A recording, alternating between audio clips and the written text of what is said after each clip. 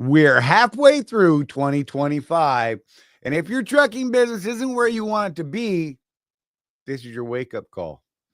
Tonight, we're going to be doing a mid-year business check-in to help you finish strong, earn more, run smarter for the rest of the year. We're going to do that as soon as we come back. You guys know what we're doing. Bam! Paying too much for trucking insurance? What if you could save more by making one simple phone call and keep more profit? You could very well do just that with one simple call to Sebrite Agency, 800-366-6466. Call now. Now here's a question that all owner-operators and small fleet owners should consider. What happens when you access the unrivaled advantages that are available through the ES Advantage program? We asked Jeff and Charlie from Contractors Corner to share their thoughts on how they've been able to utilize the discounts and services that are a part of the ES Advantage. Your business will make you money if you do well at that business. And ES Advantage in trucking, they do really well at providing those services. So the effect that ES has had on our personal trucking operations, not even talking about what we do on the consulting arena, I've been able to save thousands of dollars a year in fuel because of the relationship with them. I have a new accountant that I work with, trucker CFO, that I learned about from ES Advantage. They're giving you that 10,000 yard kind of support from behind that creates a way for you to succeed, which is one of the things that we love, because anything you can do to help someone succeed is going to help them succeed. They make money by making sure you make money. Now, if you're an owner-operator or small fleet owner and you would like to learn more about how you can drive savings to the bottom line of your business, the ES Advantage program has the discounts and services that deliver the kind of unrivaled advantages that are designed to help you improve your overall operation. Get connected with the ES Advantage today.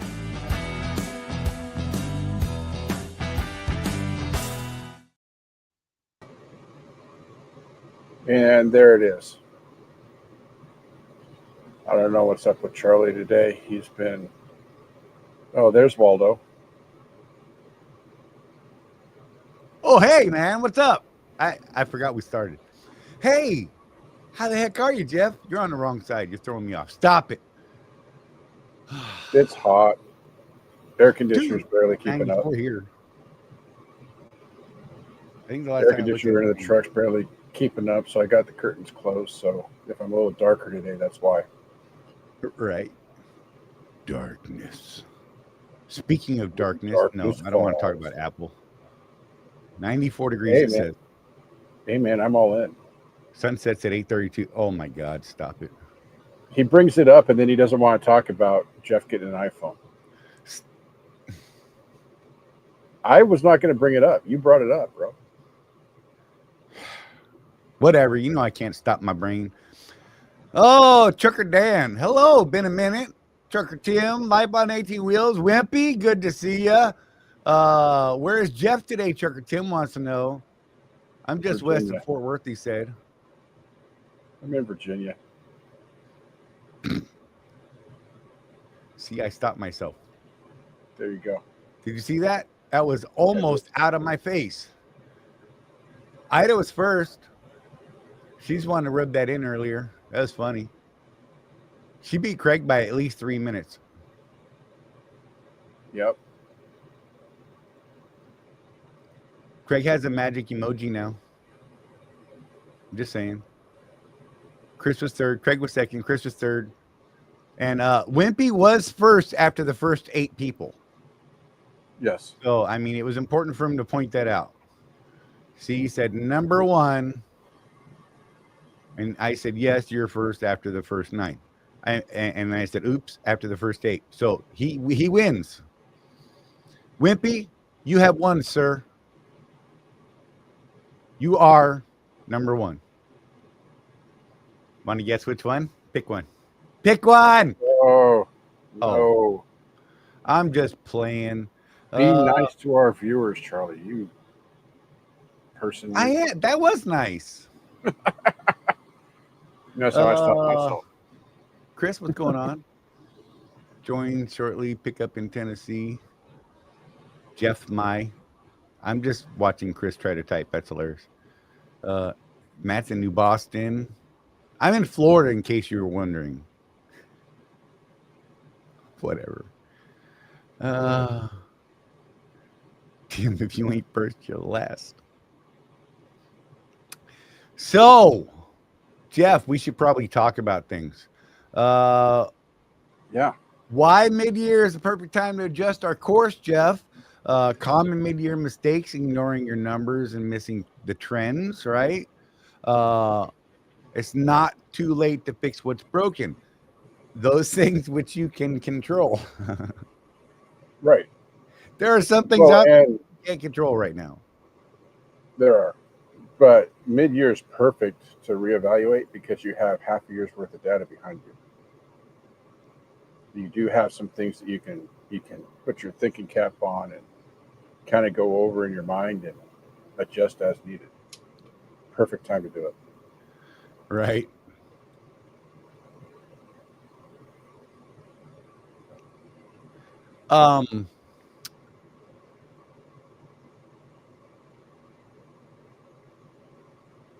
Well, the question would be, how well are you tracking numbers? Jeff and I actually had a conversation about this earlier.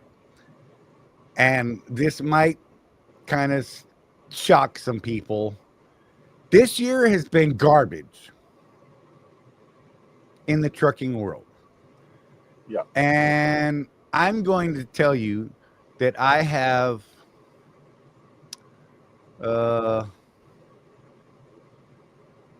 slacked. I have not been on my numbers the way I should be this year.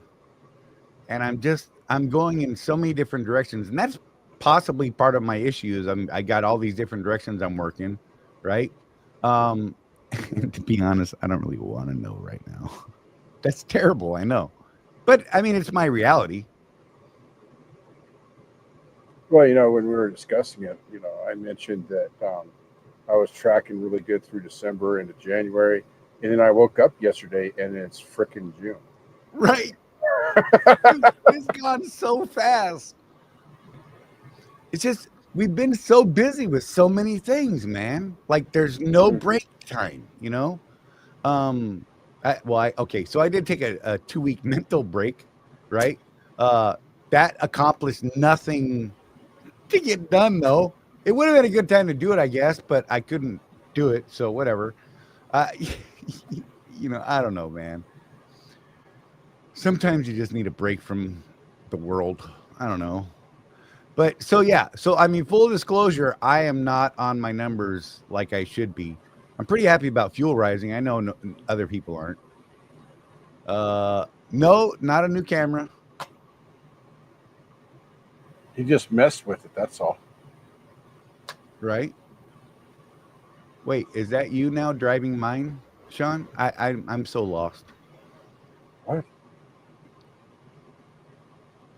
He said, yes, Charlie, it's Sean. Right there. Driving mine. Oh. But he was on here on a different name a minute ago. Yeah, I don't know. He makes me dizzy, bro. He's got issues, man, that guy. Right. Always changing his name. There he was. Just driving. Well, he's not with V3 anymore. He's making some changes. Again, mid-year, making changes mid-year. Hey. Why? Because he wasn't happy with the numbers where he was at, so he decided to make a change. And support that. Right.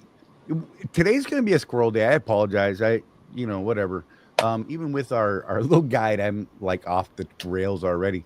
But yeah, it's not too late to fix the rest of the year. So for me, I need to really buckle down and get into the numbers. I really need to get some focus. I need to see what's actually gone down. Today might have been a good time to do it, but yeah, we didn't get back till really late last night. So this morning was shot.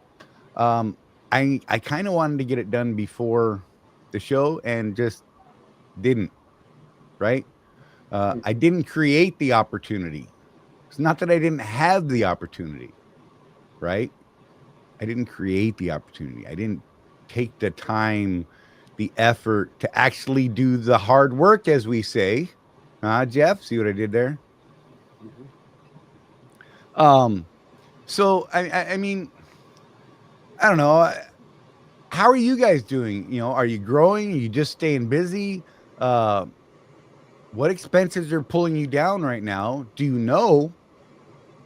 Um, and do you actually know the difference between your profit per mile and your gross revenue?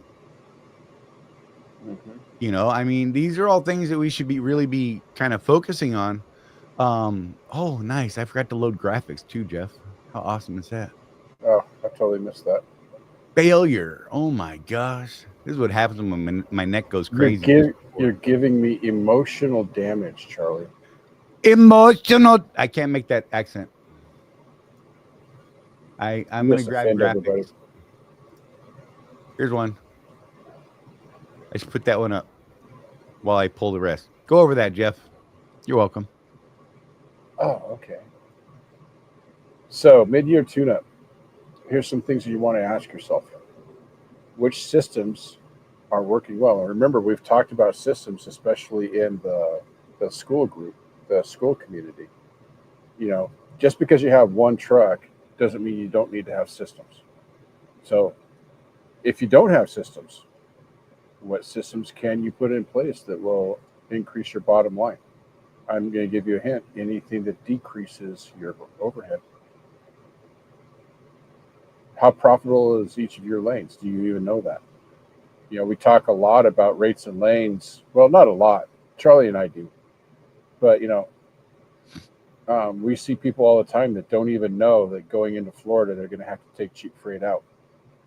And then they get all hurt in the rear and do dumb things for their business because they don't know how profitable their lanes are. Right. And everybody's got some low hanging fruit. Is there some low hanging fruit that you're just ignoring and not grabbing? I'm gonna put our standard out there right away. Slow down 5 miles an hour. Right. Increase that fuel mileage. With fuel prices going up, if you got you guys, that are out there that don't have a good fuel surcharge like the mega carriers have, dude, don't be having your foot in there. Prices are going up. If you are one of those megas with a good fuel surcharge, don't have your foot in there. Leverage that fuel surcharge. We're back at the levels now, Charlie. So Swifts this week, we don't go over that like we used to, but it's just over 41 cents a mile. And you know what my cost per mile for fuel is, Charlie? Oh, I bet it's not great right today. Over the last year. Okay. Oh, okay. That's different. You got to look at the averages. Over the last year, my fuel cost me 42 cents a mile. Right. So do the math. If the fuel surcharge is right around 41, it's not as good as that at Panther. I can tell you that. It's usually a few cents less than a Swift. Life on 18 wheels. Well, if you know what it costs you, I have nothing to say. But don't tell me that you make more money that way. So we're really close to that break even on fuel surcharges at the mega carriers right now. Right. Really close. So would you rather pay, just pulling it out of my rear end, right? Would you rather pay 50 cents a gallon for fuel or nothing per gallon for fuel, Charlie? Right. Exactly. Figure out how to get better fuel mileage. And what's your biggest time waster? I could tell you what it is for Charlie and me. That doggone Minecraft. I've been pretty good the last couple of weeks. Actually, I have backed off a bit because I just didn't have the energy. It's not that I've got anything else done. Right. Well, you were super focused there for a minute. Yeah. Oh, yeah. On your new stuff. So, yeah, what is your biggest time waster? Remember, as a truck driver, under FMCSA regulations, you must take regular breaks, right? You got your 30-minute break in the middle of the day, and you got your 10-hour break every day that you have to do to reset your clocks.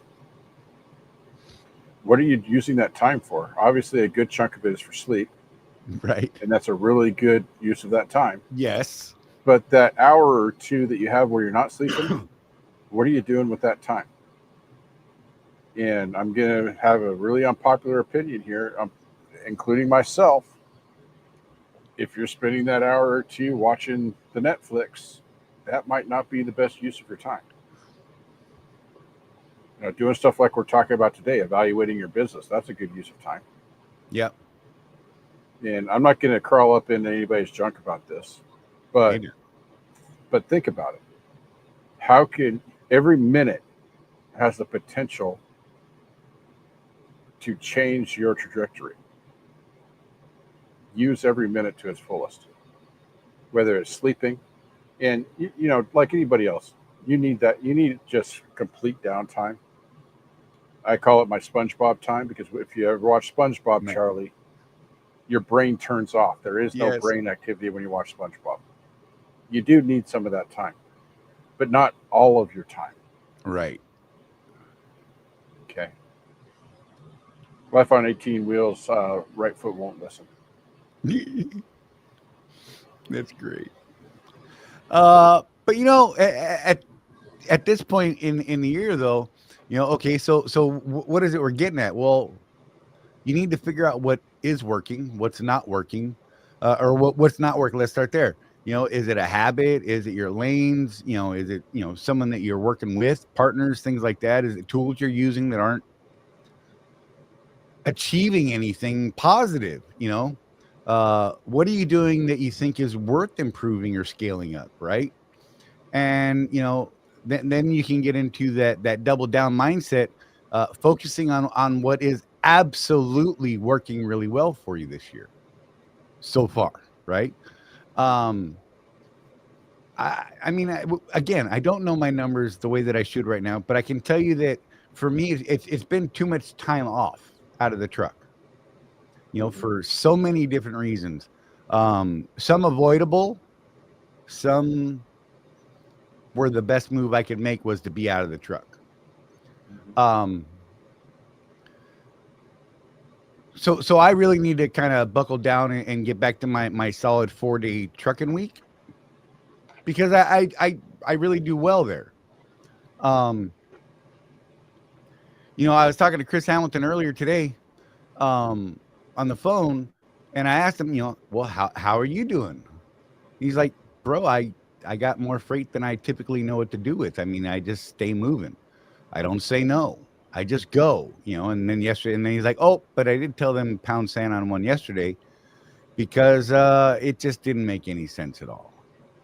Live unload, like 5 days away, Right. short run, and no way of changing it, right? And so, and they're like, cool, bro. And he, got something else. He did get an overweight ticket. That was kind of funny. Uh-oh. Yeah. He did the thing. He's like, oh, the bill says 37,000. Oh, that's good. That's like, let me just set my tandems and go. Right. Look. Oh, and right up here. He ended up with 47,000 when he did finally go scale it. So, he took a $400 or $500 hit on that overweight, right? He was over gross and he was over on his tandems. The weights that he had, actually, I think $400 or $500 was cheap. So I know there's some states out there that, that ticket would have been thousands and he would have been out of service until they came out and reworked it and, that kind of stuff. So, expensive lesson. He kind of was falling back into that. I didn't say this directly to him, but he's going to hear it now. He's fallen into that kind of complicit mode. Oh, it's everything's been right for so long, man. Whatever. I'm going to say $13. Yeah. Right. 13 got him 400 or 500. Ooh, in the negative. And that was in Tennessee. Yeah, there's just so many things, but it takes you to know your numbers. Right. Right. you're going to have to dive into this, and not with your rosy glasses on, but with your business hat on. Yep. Don't project what you want to see, project what is there. Work with facts, absolute facts. The numbers are there. You just have to work through them, recognize what they are. And hey, if you need help with that kind of stuff, I mean, we have resources for that. You know, we have people that can help. You know, we have our community. We have, you know, our coaching stuff, right? Mhm. You know, these things take time, and you know, there's money involved with some of it. Let's be real. But if you're not going down the right lane and you're losing money, what good is it? You know, Jeff Right. and I pay for a coach. You know, Mhm. we paid a lot for our coach. You know, not as much as, you know, Yeah. we might have, because he turned out to like us a lot. But we paid a lot, especially for the time that when we actually, you know, we're paying it, right? You know what I mean? We're like, damn, now where are we going to come up with that, right? Boop, there it is. I don't know. But t- now might be a good time to figure out, do you need a coach? Do you need some, you know, more focused guidance? And if that's the case, you need to make that decision. And if for whatever reason you decide other, that's cool too. But now is the time to figure out what's going on. Anything you want to add to that, Jeff? I'm having bandwidth issues, so I'm catching bits and spurts here. Oh, nice.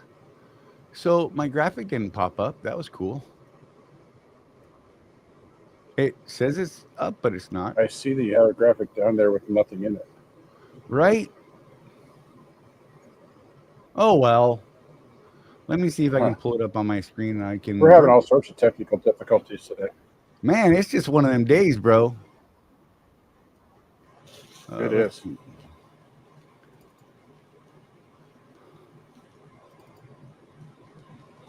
Oh, man. It's screwed up in the transfer. Oh, well. I can't fix it right now. But basically what that graphic was, you know, is what are you going to tweak? What are you going to dump? What are you going to double down on? You know, just kind of highlighting what we just went over. But these are things that you need to be able to sort out, figure out, identify, and you know, is this one thing that you're doing? Is it moving the needle forward? Is it getting you closer to where you need to Right. be? Right? Um, where is it you want to go?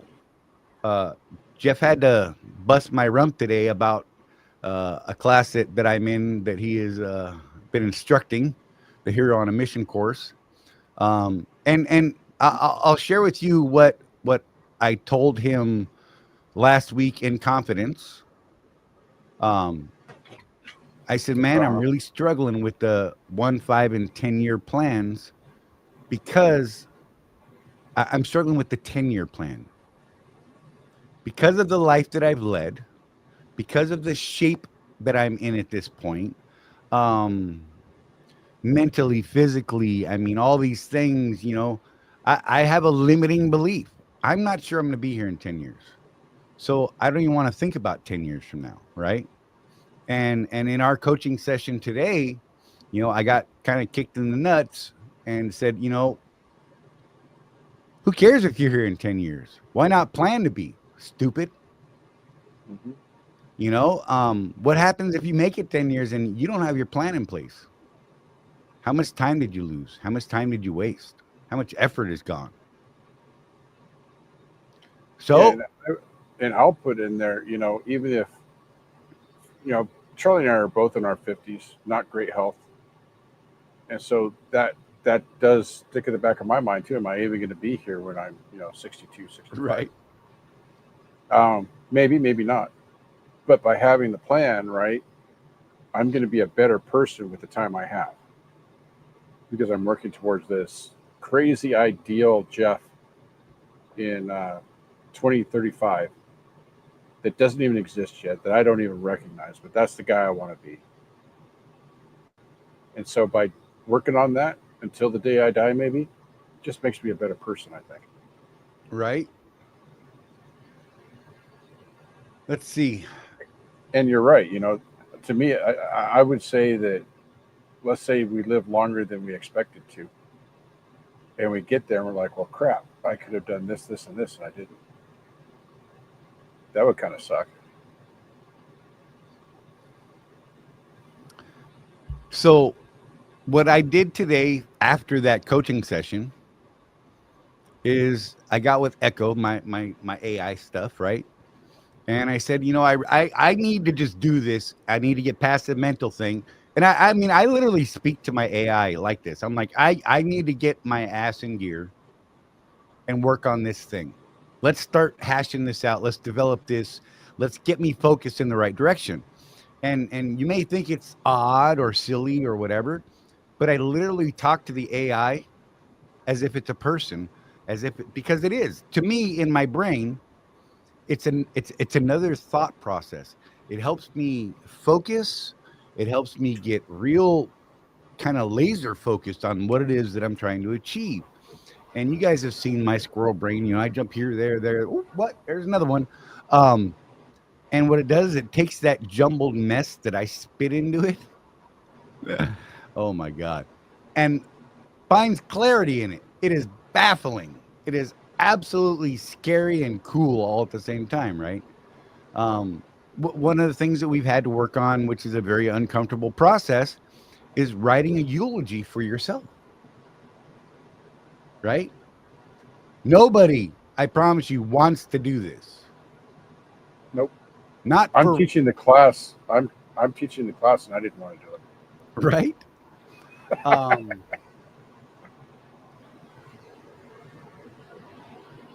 going to read mine, Jeff. Okay. What do you think? If you're comfortable with it. This is my most recent one, Jeff, because we've gone through multiple drafts and things like that. And this is my AI cleaned up version, putting into normal words what my brain spits out, right? It's not, I'm just going to preface it by saying it's a hard thing to do because you want certain things by the end of your life. You want to have lived certain things. You want to achieve certain things, right? So in my brain and working with this, it's important to focus on those things that I wanted to accomplish, right? And this isn't even a perfect final draft, but it's where I'm at this point, right? And this will probably keep changing for years and years to come. All right, Charlie Mann was a warrior in every sense of the word. He survived what would break most men. And he didn't just survive, he built. He dedicated his life to helping veterans take back their power, build lives of purpose, and walk with clarity into their second mission. He gave without flinching, led with conviction, and never stopped fighting for those who served. He showed us what it meant to turn pain into purpose and legacy into action. That's where I'm at right now. That's keeping in mind that I am working on another project right now that is working with veterans, right?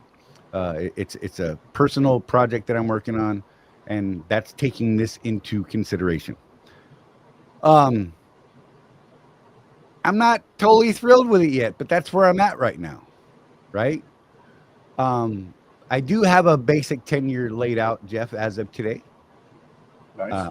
I need to develop a little more, and it's not too far off. I'm not going to share that thing right now. I'm just not. Yeah. I actually think that's more personal than that eulogy at this point, Jeff. How crazy is that?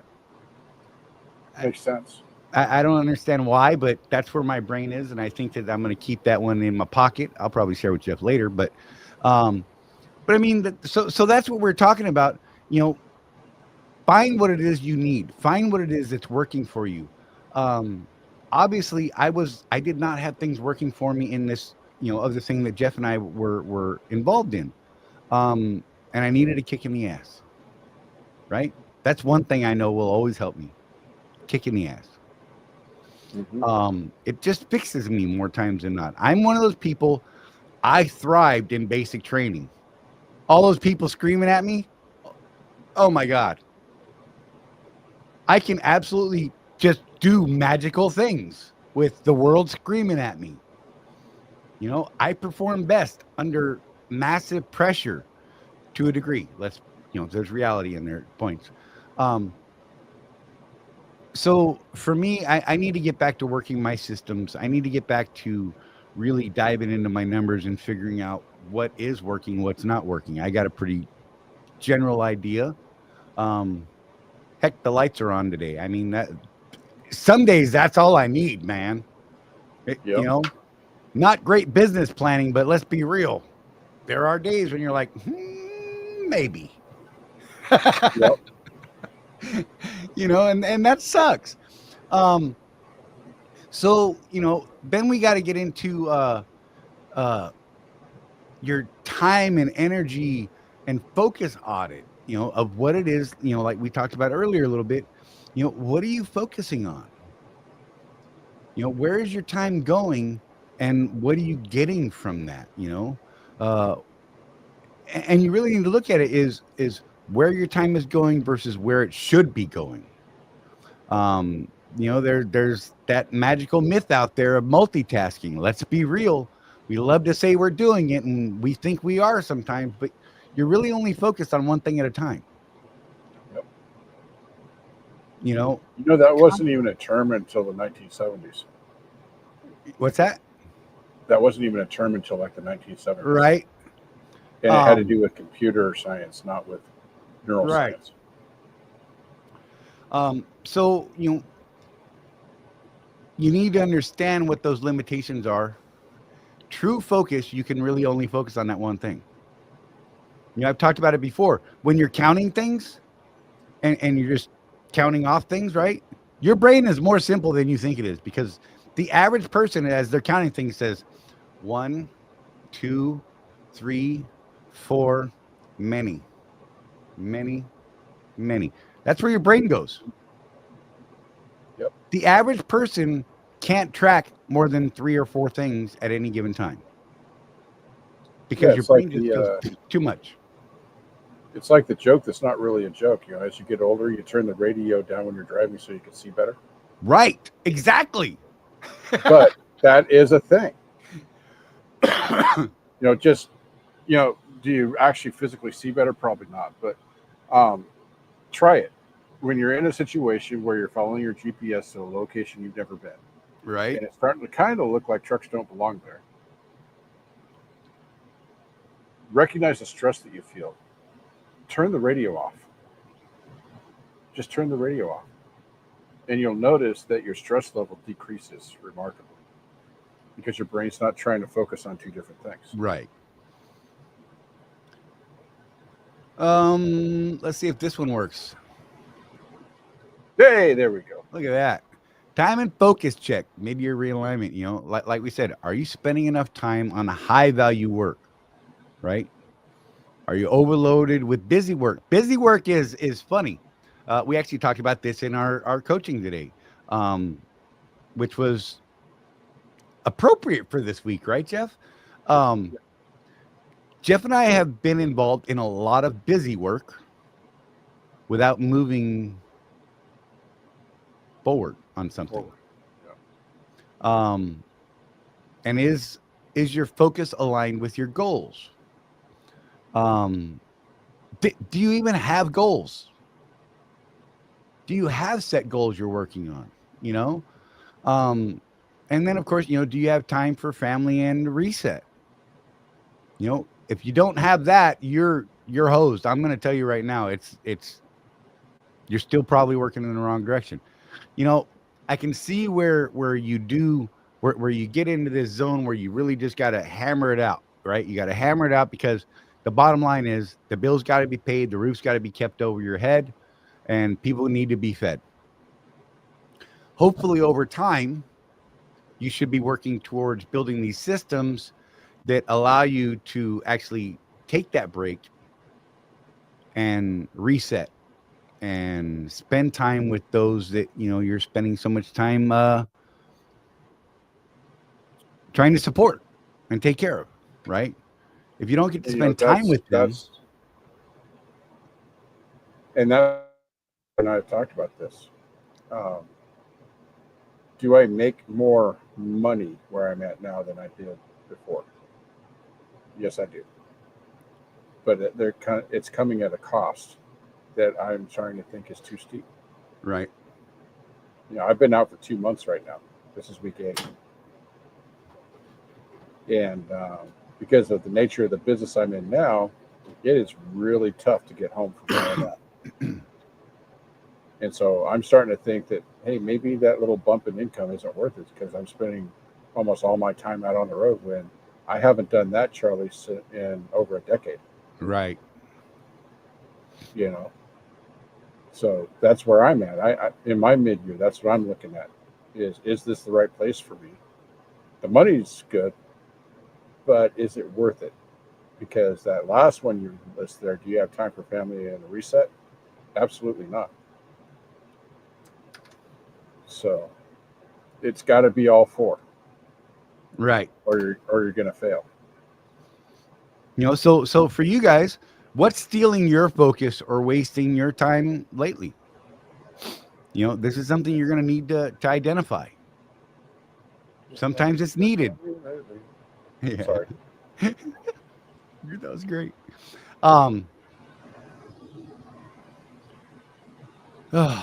Yeah, so you're just going to have to get into it. And it's no fun sometimes. What's worse is you finally get into it and you're like, oh my God, I'm upside down. Or you found a time, maybe you miss an opportunity because you don't do a mid-year look, right? And you think, man, it's not working, but you don't know the numbers well enough to be able to say that really. And it turns out that what you're doing right now is actually doing better than a lot of people. But you're like, I don't feel like it's not doing enough. So you change your strategy without looking at the numbers, only to find out you did 10 times worse on the back half of the year. I mean, that's a very real possibility. That's a very real possibility. You gotta again use this when you're planning your business, not this. Yeah, I got you. The saying from the far right weirdos, facts don't care about your feelings. Right.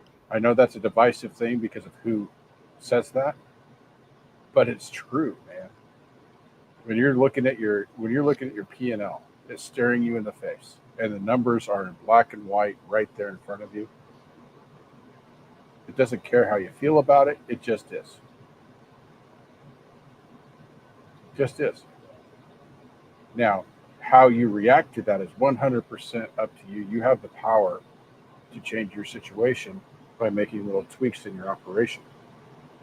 Whether that's going to another carrier, whether it's taking a leave of absence from the job for a while. Right. I mean,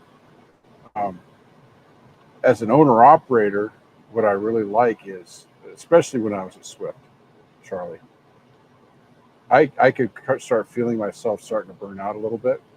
And so you know what I would do? I would stay out maybe an extra 2 or 3 weeks to build up my maintenance account. Right. So that I could pay my truck payment for 3 or 4 weeks. Right. And just be home. Now, my heart said I want to be home with my family for a little bit. I'm burning out.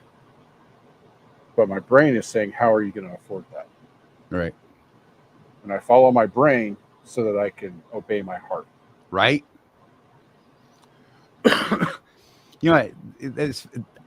Dude, again, in our coaching call today, right? That was part of what I'm struggling with the 10-year plan, right? I understand the logic behind it. I absolutely understand the logic. And it was, flat out told me, yeah, but you're not allowing that to touch your heart. Huh? I'm not allowing that to infiltrate or penetrate my heart. And this is one of those things that I actually need to have the brain connect to the feely feels. Mm-hmm. right? Not using the feely feels to adjust the brain, but the opposite way around. Does that make sense, Jeff? Am I saying this right? You are. It sounds really jumbled when I hear it in my voice, but that's the way I heard it today. Was I need to make the smart part interact with the feely feels so that the feely feels get on board with the smart part. I don't want the smart part getting on board with the feels, because that leads to bad things most times, because then you start acting out of your feelings, not out of the facts. Well, How it is that? also it also creates vulnerability, Charlie. Say that again. It creates vulnerability, Right. and especially us dudes don't like that. Dudes. The dude. The dude. Oh my gosh. Yeah. So, and the other part of this exercise is, if you guys want to take the class, it's all recorded except for Yeah. session 4, which I'm going to have to go back and redo a recording of because my recorder wasn't working that day. But you join the school community, you have access to everything we've published, everything we've done right away, so you can go back and take that course at your leisure. Right now, we're doing it in live sessions about every other week. Again, keep in mind, we drive truck for a living. That's what we do. So sometimes it's not every week. Depends on, if I've got a load that Saturday or not, basically. Hey, Jeff. Man, yeah. Role clarity. That's coming up, right? Later in the hero Role stuff. clarity. Establishing and setting up your, clarifying what your role is in your business plans and all this stuff, right? So, right now, I'm the hero, right? Still fighting, building, creating.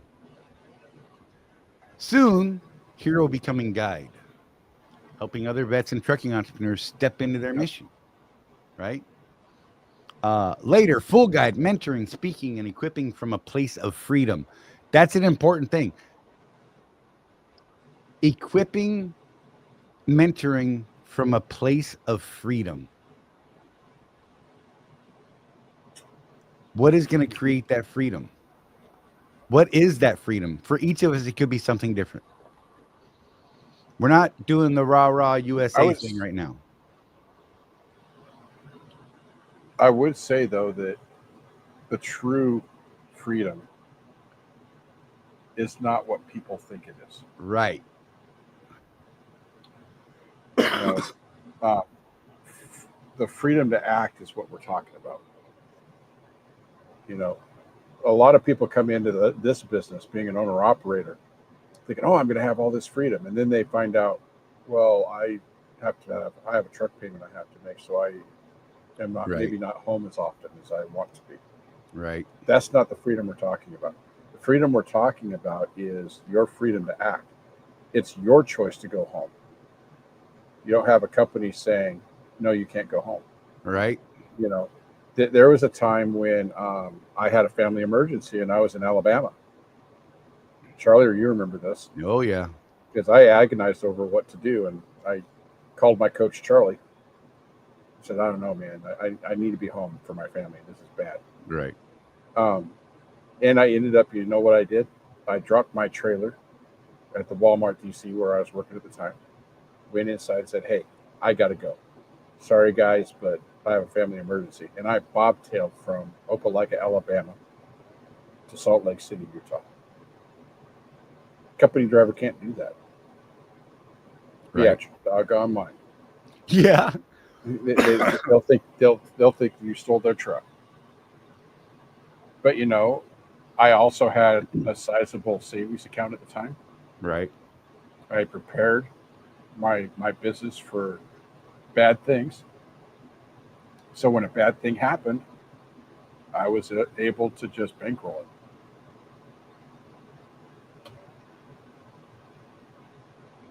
You read Ida? Yeah. It comes in with a gem out of nowhere, right? We all listen to Ida. Ida said, I'm going to read this out loud. When you get to this point, the question you need to ask yourself is 100%, what is limiting you or holding you back from acting, teaching, and achieving? Yep. That is gold to me. That's a nugget right there. That is absolutely, you know what? If you forget everything else we said today, hold on to this one. I think this is holding you accountable, putting you in the right place. You know, I mean, And there's don't fully disregard us. And there is true freedom in that, Charlie. True Right. freedom. You know, when you realize that you have the agency to act, you know, the story from Stephen Covey's book, 7 Habits, always comes up. Right. You know, ladies in the seminar, Stephen Covey is teaching this exact principle that you have the freedom to act. He's talking about the Viktor Frankl stuff, all that stuff. And the lady stands up, she's all excited. So he's got to find out what she was so excited about. Turns out she's the in-home nurse to like the most miserable human being on the planet. And nobody likes going to this guy's house. He's in hospice. But he just treats the nurses like dirt, you know. And she said, when she first heard the concept, she's like, how dare you say that I have the freedom to act when this man is causing me such grief? Right. But then she started thinking about it, right? Started thinking about it. It's like, wait a minute. If I can choose to be miserable like this man that's making me miserable, I can choose to be happy. Oh, and the light switch went off for that her. is gold, man. Life happens. There's nothing we can do about a lot of things. But the one thing we can't always do is choose how to react to what life brings us. Right. And that's the principle. You know, decisions have to be made. And once the decision's made, Charlie, you have to act. Right. Because if you don't act, what good is the decision making? You just wasted calories making a decision and then not acting on it. Right. Come on. So for you guys, we're going to need some input from you guys, right? What milestones have you hit so far, and or hard-earned lessons, right? And if you can't answer any of that right now, what's up, Blindside? If you can't answer any of that right now, right? I want you to make a commitment right here, right there in the chat or in the comments below. If you're watching this on replay, make a commitment, put it down in writing. Let us hold you, accountable. We're not going to like beat you, right? But make it so you can be held accountable. Make a commitment right now, right here, to go and do this thing. Take a look at your mid-year numbers and see what's working, what's not working, what could work better, what you should double down on because it's fantastic. Yep. You know? So come on, give me some. Somebody say they're going to commit to this right here, right now. Anybody? Come on, somebody. So is Sean back to full send now? Yes, he's back on full send. Okay. He confuses me, man. I know. Whatever. My head's all spit.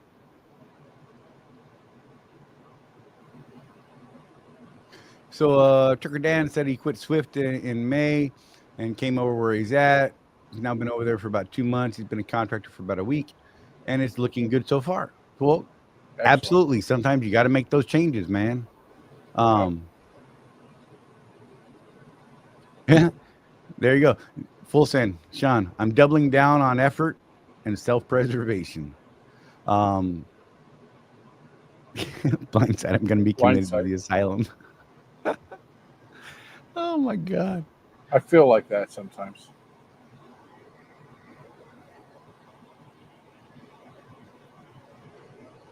Poor Chris. He's having a day. Couple of days. Yeah. Yeah. So here's something for you, Chris.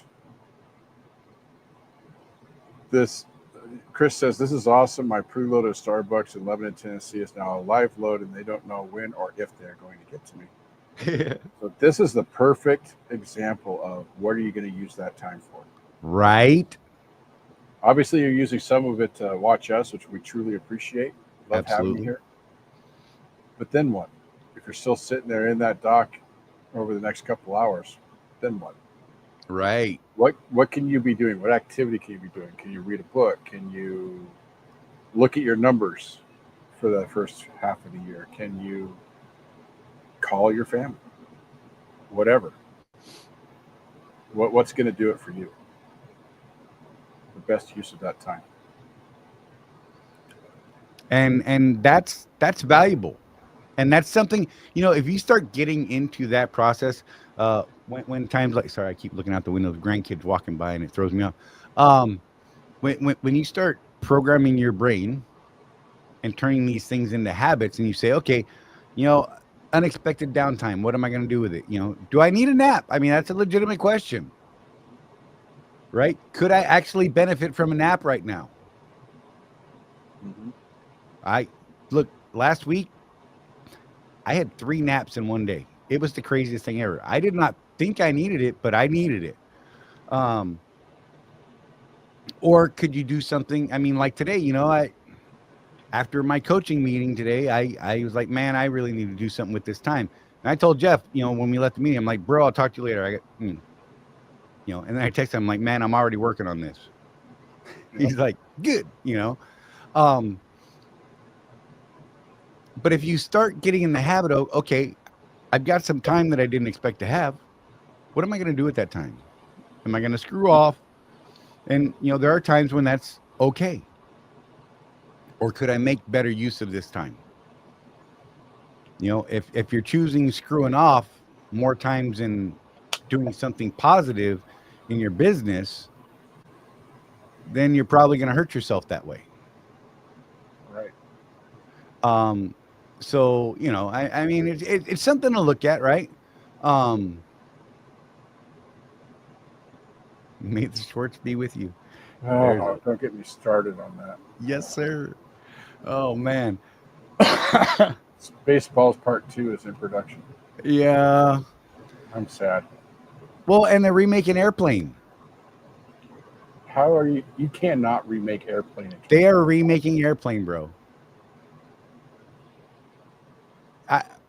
Ice Pirates that's a classic too. Ice Pirates. Oh. Yeah. Space herpes. So check this out. Blindside, I'm committed to finding something in trucking that I'm comfortable with and gives me freedom I deserve. There you go. Dig it.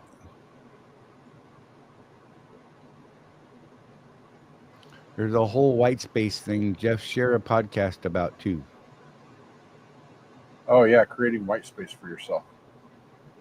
I should share that podcast with you, Charlie. I actually bought the lady's book because of the podcast, so I'm in the middle of reading the book right now. Which, when I'm done, I'll post that in the group and give my little review of it. But basically, one of the things is we're so busy. Whether it's the phone, the right, or phone calls, or the internet, or whatever it is taking up all of your time. Taking even 30 seconds to just completely unplug. Right. Before you move on to the next task. Just take a breath. For people that have meetings like Charlie and I do, I've started actually doing this the last week or so. Taking 5 minutes before the meeting to just sit quietly and just empty my brain, and then refocus on, okay, I'm going to be talking to Josh and Charlie next. Right. What do we need to talk about? Then he blindsided me. I did. It was awesome. I totally ruined any trust Charlie has in me to tell me secret things. No. I know. I absolutely trust Jeff. So, and it's funny because I tell Jeff things in confidence a lot. Mm-hmm. A lot. But he's smart enough to know what to share for our shared goals. our shared outcomes, right? And he shares it with the right people, like our coach Josh. He says, hey, Josh, I'm not sure how to get through to Charley on this. I need your input. And that's what they did today. And it was great. Jeff and I talked about this last week, about my inability to process the 10-year plan. And, I opened up to him and I told him, I'm not sure I'm going to be here, bro. I just don't know how to process this, right? Excuse me. And, he did his best to try and get my brain in the right place. And sometimes you just need to hear it from somewhere else. So he brought in our coach, said, hey, this is where Charley's at, because he knew I wasn't going to bring it up. I might have, but probably not this week. Yeah. So I don't know. Don't worry about that kind of stuff. I dig it, bro. I'm just saying. Let's do our break and we'll come right back. Because right here, mid-year is a checkpoint, you guys, not a deadline. Inside the RWE community, we're helping truckers reset, refocus, and rework their strategy for bigger results. Join us at www.rwedrive.com and finish 25 stronger than you started, we hope, right? Not hope, do or do not. There is no try. You're either running your business like an owner or like an employee. And if you're stuck in that employee mindset, you're leaving money on the table. Company drivers wait for direction. Business owners create opportunities. Company drivers chase miles and just drive. Business owners chase profits and know their numbers. Want to run a real business? Start tracking your numbers. Know your cost per mile and start saying no to bad loads. Drop I run a business in the comments if you're done thinking like an employee. If you want to take this mindset shift further, join the Road Warrior Entrepreneurs community at www.rwedrive.com, where we have profit boosting strategies, coaching calls, and real road warriors winning together.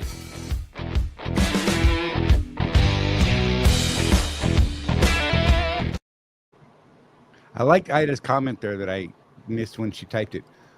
There's one thing everyone can commit to right now that will improve every aspect of their lives. Find one positive thing in every situation. I have a child walking in the room. Why are you walking through here? Yeah, go back out. Because you're not supposed to come through here. See, look, I hate when I have to be mean, Grandpa, especially to the baby girl. She does this because she knows that it'll bug me, and she's a little. Be right back. I got to fix the door. Oh, boy. Fixing the door now.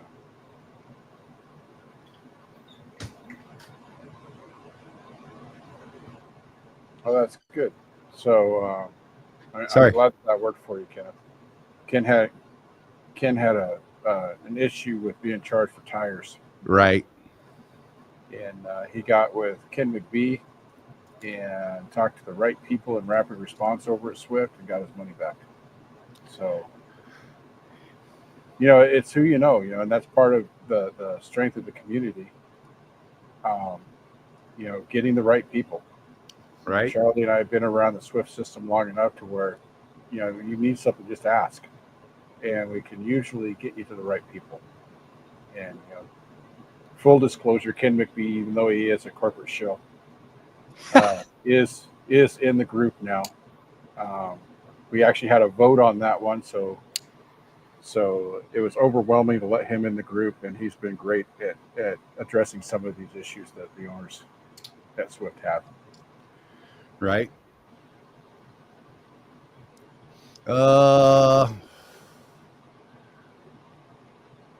Yeah, the gratitude thing, Charley. The one positive thing in every situation. That's a lot of people, they keep what they call a gratitude journal.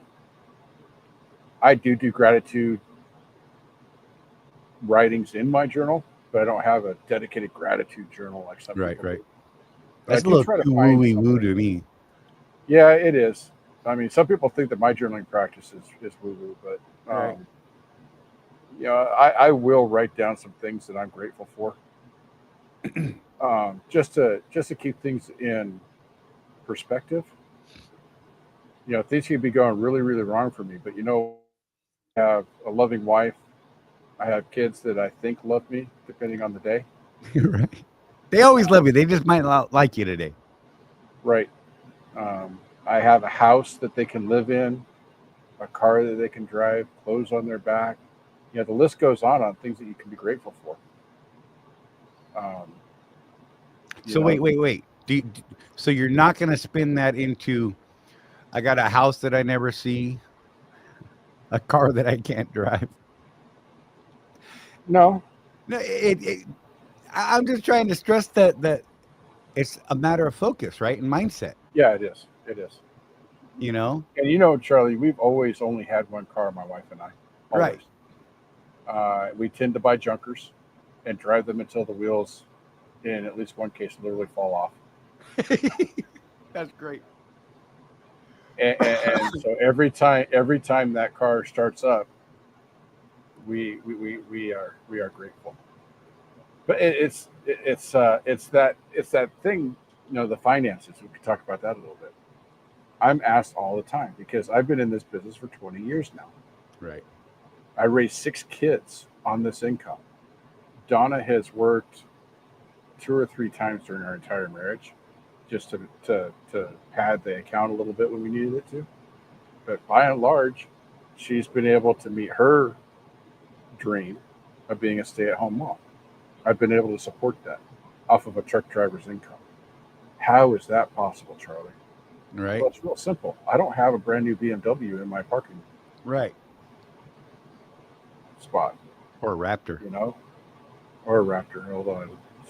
Got to bring that up. I just got over that, Charlie. You're Now welcome. You're bringing it up again.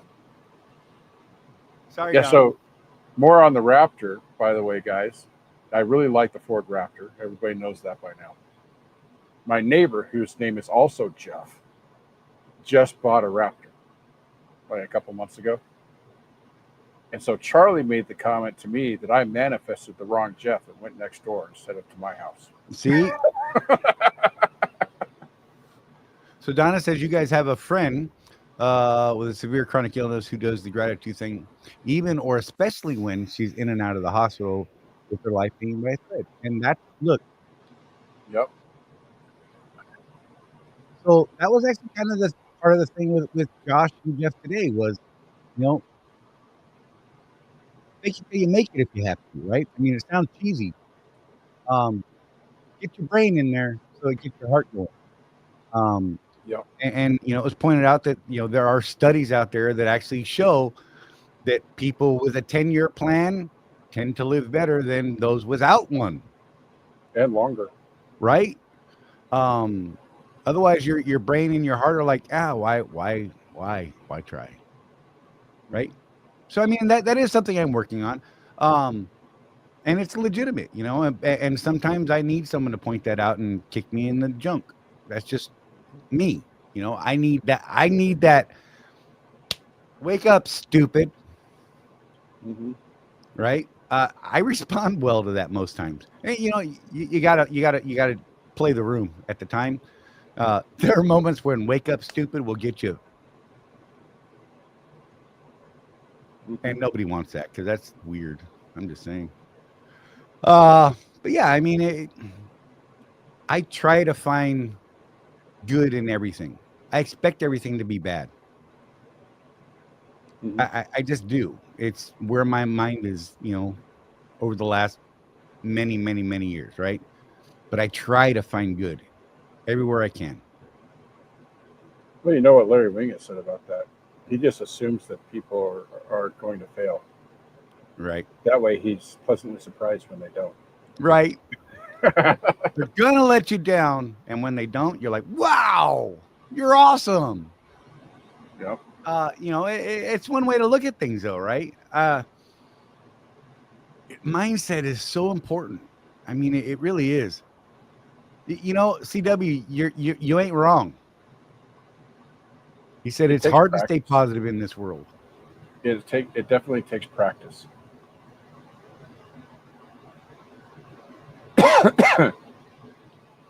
Yeah, we told your story earlier, Chris.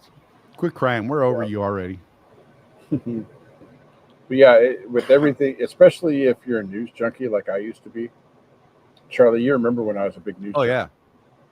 and I Made was him much miserable. less positive. A lot of stress, couldn't sleep well because of the news. And It's you not know to what I say his did? head is in the sand now by any means. No, I still pay attention, but I'm not into it like I used to be. I don't spend my downtime watching the alphabet networks anymore. Right. Because what I used to do, Charlie, is I would watch something on Fox, and it's gotten a lot easier with the internet, right? And then I Right. would go watch whatever was in that same time slot over CNN, so that I got both sides of everything.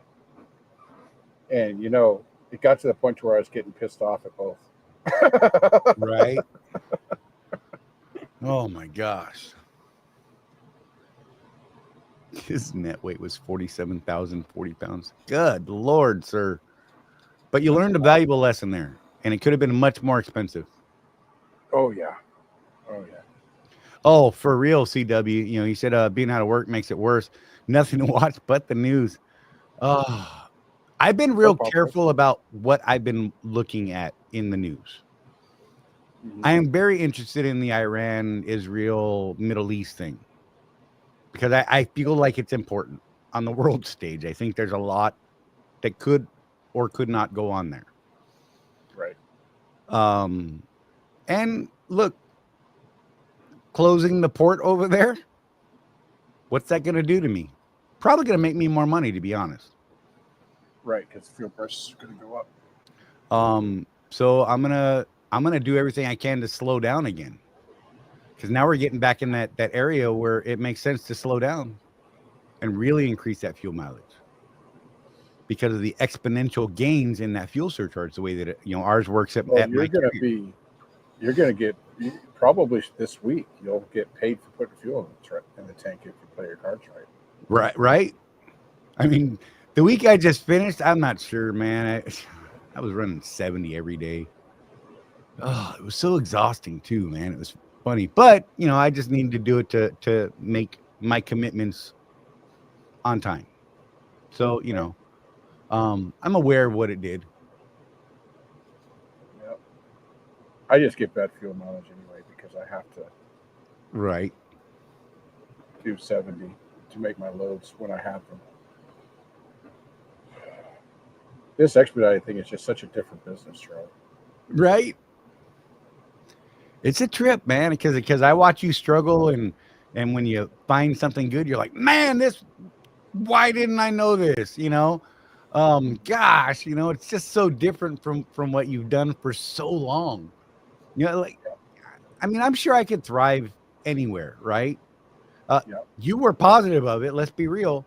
And sometimes, you got to get kicked in the nuts, Yep. but you learn, Well, the number one thing I've learned about expedited is it's better suited for a team. yeah. For real. We've got with the people I'm working with, we've got 3 trucks that we need to seat, and what we're looking for is preferably husband and wife teams, because that's just the best way to run this operation with a husband and wife team.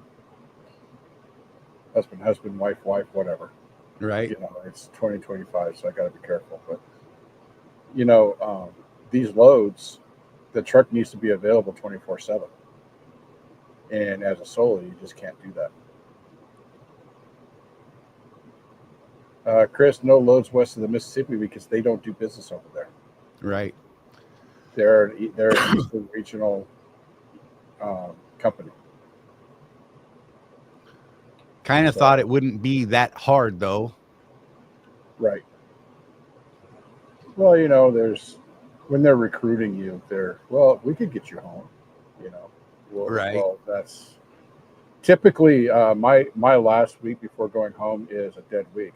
I'm going to probably sit here a couple of days waiting for a load that gets me at least to Denver, because I'm willing to eat the extra 500 miles to go home from Denver. Right. I'm not willing to eat 2,000 miles going home from. Yeah. So especially with fuel prices on the rise. But I have to say, Charlie, you've seen some of my numbers. I do still make more money on a week that I'm running than I would at a Swift. Right. The Problem is reason the why consistency. the problem is the consistency and the trying to get home. You know, my last probably 5 years at Swift, I was going out between 3 and 4 weeks and then spending an entire week home, like clockwork. Once I moved to Utah, I ended up being home, Charlie, like every 2.5 weeks, just because freight goes through there Right. that often. Just And like, man, more than since I moved than I have my entire career, yeah. which was good for him mentally. Let's be real. Yeah, but they won't. So at Panther, they don't let me tell them I want to go home 2 weeks ahead of time. The home call for us is the only date you get is 1 week out or less. So yeah, that made her very happy. So I can't help myself. So yeah, full disclosure, I'm looking at my options, guys. That's my mid-year thing. I'm looking at, do I need to make another change so that I can be home more? Right. And I have put feelers out to a couple places. One of them is actually Swift. You know, remember what I said? What I've always said, Charlie. I may have burned my ships, but I did not burn the bridge. Right. I went all in when I went into this operation, wholeheartedly, and it's been a good experience overall. But I've got to reevaluate my family life, and so I did not burn that bridge or Swift by any stretch of the imagination. I could go back there if I need to, but we'll see what I do. You know what I'd really prefer to do, Charlie? Is get my coaching business off the ground and Right. just do that. You know, we talk about the different stages in life. I'm in my 50s now. I've been successful in business for the last 20 years. It's not my first business, as you all know. My first, quote, business, unquote, was actually when I was about 9 years old, doing a paper recycling. Because of that, I learned the value of business ownership. I was the only kid that bought his own brand new bike on the block. Right. Which is a sense of pride for me. And you know, entrepreneurship is where it's at. You know, so it's time for me to step up and instead of living my own hero's journey, you know, hero on a mission. I've been doing that for a long time. The next step is to become a guide. That's what we're all about now. So part of my 1 year vision, Jeff, just to share that little bit, Charlie is out of the truck as a needed source of income by July 2026. It's on paper. Yeah. It's on paper. Yeah.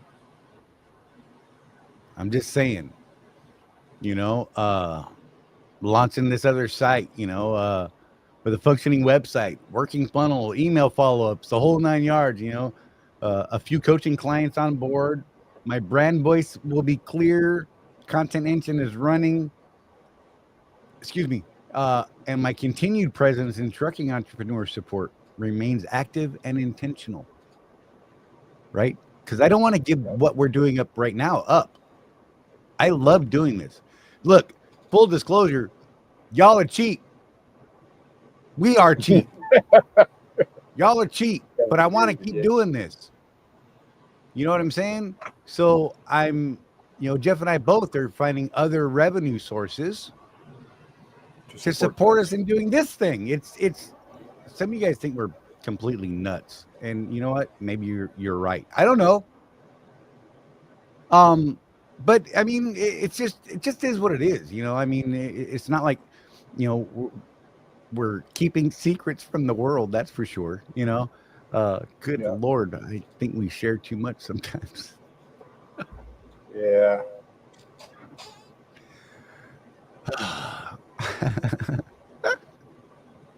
Sean, no, because look, when times were good too, I'm just saying, bro. You say we ain't cheap, we broke. Oh man. Well, but Sean is one of our founding members, though. Yep. So that doesn't really apply to him. But yeah.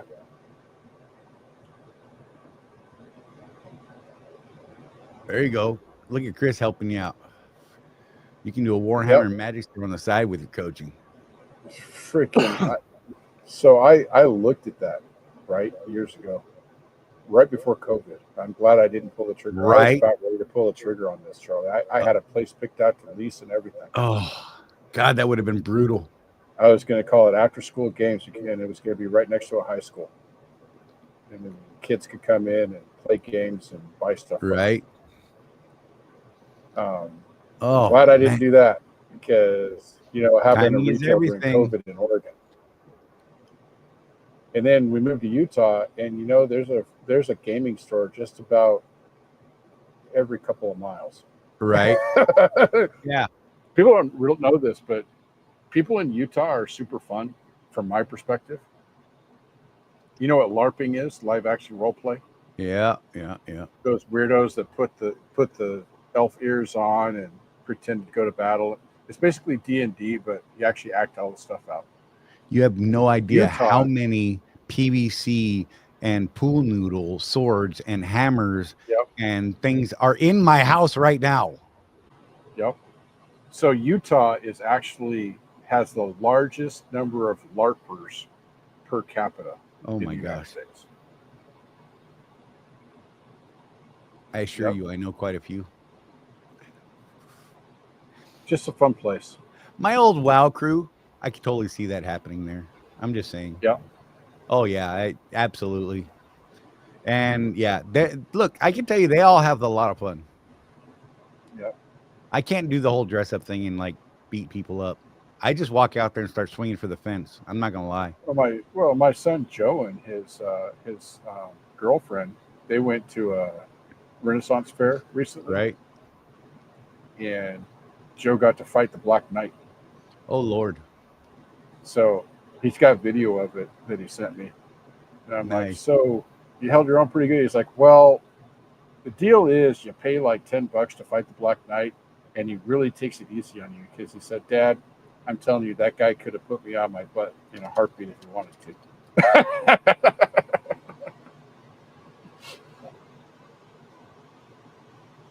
Oh, that's awesome. Chris said the Nice. retirement community his wife and he wants to go to has a D&D and Warhammer group that meets in the community center. That is awesome.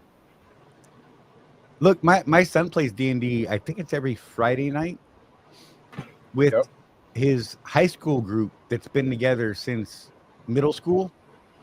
I think same guys every week. I was a D&D kid. Yeah, I just didn't transfer into later life for me. my oldest son, the one that's just got married this last year, he's into Legos, he's into Warhammer, he's into D&D. Now that he's married, his wife is giving him a budget for that stuff. And we just think it's hilarious. But he plays D&D. I think it's every Friday with his college buddies. Right. And when he's not in school, they do it over Zoom. Yeah, because Rich's friends are in Oregon and elsewhere. Mm-hmm.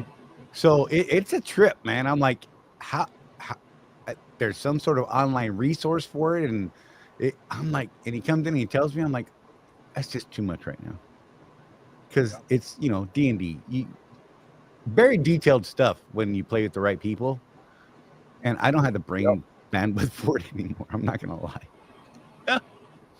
Yeah, we like games in our house. We don't play D&D, but give us just about any board game and we'll be playing it. Sean's baffled by me being a WoW player. Sean, I Really? started back in beta. Actually had an invite to Death and Taxes at one point.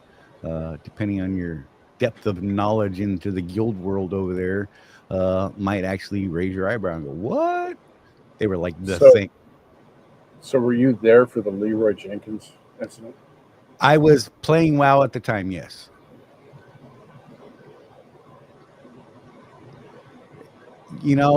and it was mad fun because we actually had people that were like that all the time during that event. Oh my god, many whelps! Oh my god, it was so much fun because we thought it was hilarious to kill our own group.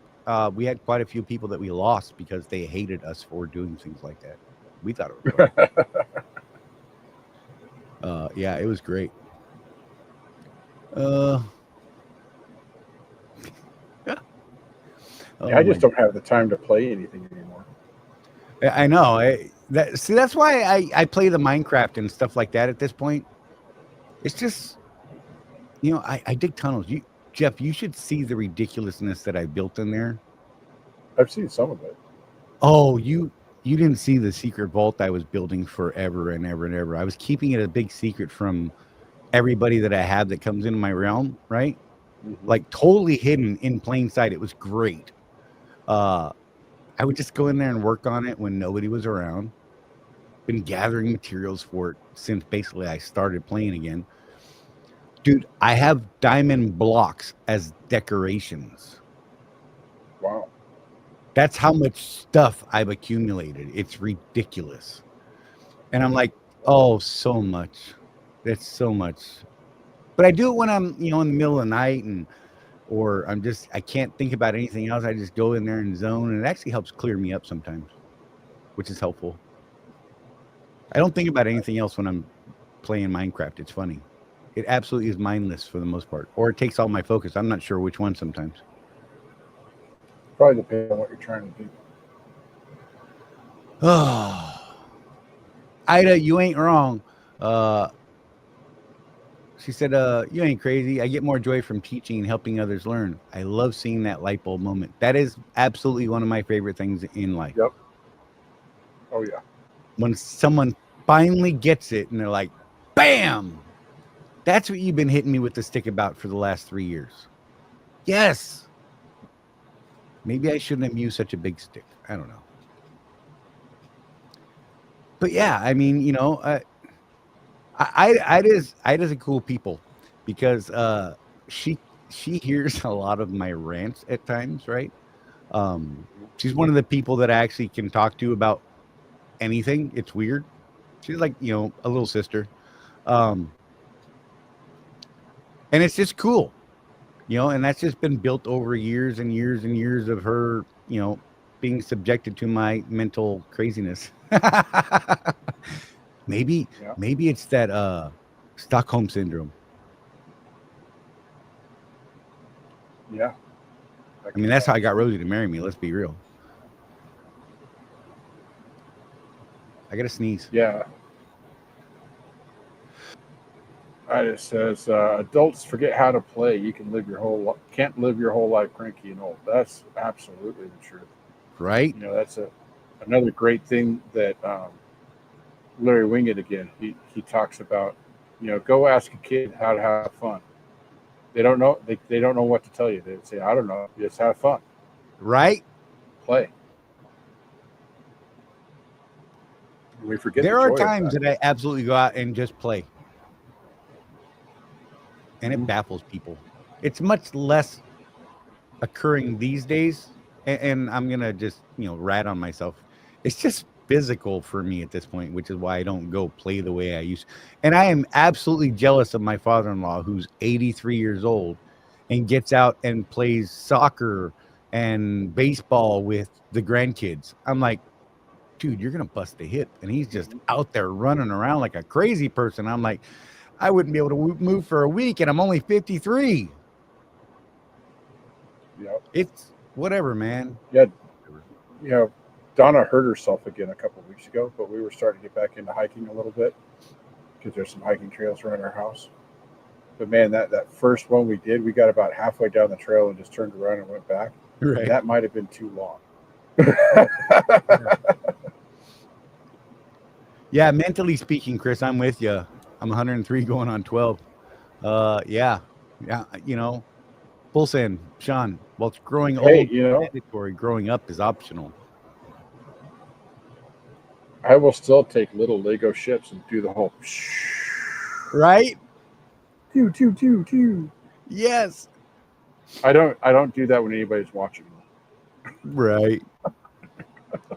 That's my problem. I'll be in the middle of Walmart. People are like, heck, dude, my grandkids don't like going to Walmart with me when we go as a big group because I Oh, go really? hit the toy aisle and start throwing rubber balls down the aisles at playing dodgeball, and they're like, "We're gonna get in trouble." I'm like, so. I'm like, you're not get in trouble with your parents, and I'm gonna be the one that gets talked to by security. So don't worry about it. That's right. Oh my gosh, it is great.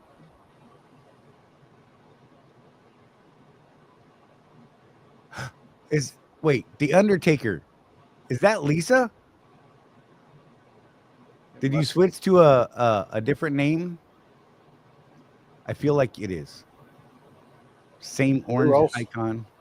Who else tells jokes? Anyhow, yeah, so I mean, if there's anything you guys want to oh God, I'm not reading that out. I just can't read it out loud. If there's anything you guys want to talk about specific, by all means, throw it up there.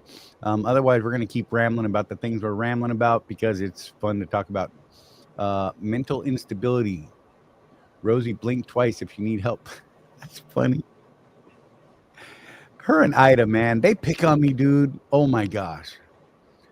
When I walk in the dang office, me and Rosie walk in together. I say things like, I love you, Ida. She's like, I love you too, but I love Rosie more. Messing with my ego. She says that when we're all on the phone together. Yeah, right? She just finds. Oh my gosh. Yep, not reading that one out loud. That's absolutely Lisa. Yep. Look, CW, man. I thought we were friends, bro. Whatever. It's all good. Look, I understand actually. It makes sense. Wow. We miss Rosie. Look, I try to get her in here, but I get it for her.